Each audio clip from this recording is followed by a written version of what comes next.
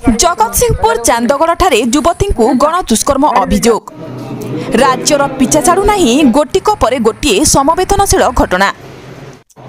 जगतसिंहपुर थाना अंतर्गत अला पंचायत चांदगड़ गाँव जड़े युवती को योजनाबद्ध भाव में गण दुष्कर्म होता जगतसिंहपुर थाना अभियोग होईछि। युवती जनक निकटस्थ सांगर जन्मदिन में केक काटिबाकू जड़े महिला सहित जाउथबा समय महिला परामर्श क्रमे निछाटिया बिलपटे चली चली जाउथबा समय दुई जन युवक बलपूर्वक युवती को टाणी नहीं गण दुष्कर्म करथिले।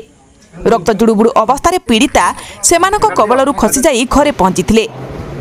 परिवार सदस्य युवती को गुरुतर अवस्था देखि जिला मुख्य चिकित्सालय में भर्ती करने पर घटना संपर्क में जगतसिंहपुर थाना लिखित अभियोग करछंती।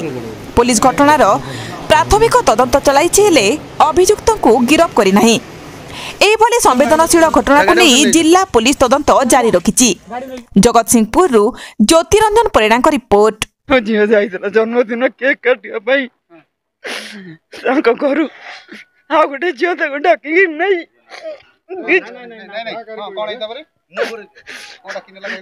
गोटे झील डाकिक नेला कहला चल जी आम घर को।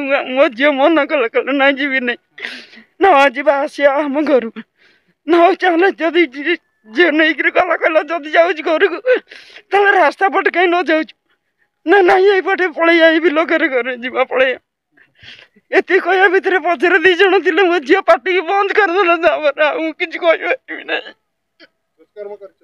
हाँ दी जन झील जो दौटिक आम पाख गला आम पाखे पहुँचला झील आ चेता नहीं दी जन को मुझे जानी नहीं आज्ञा से झील को पचारे से झील कह 7:30 हाँ।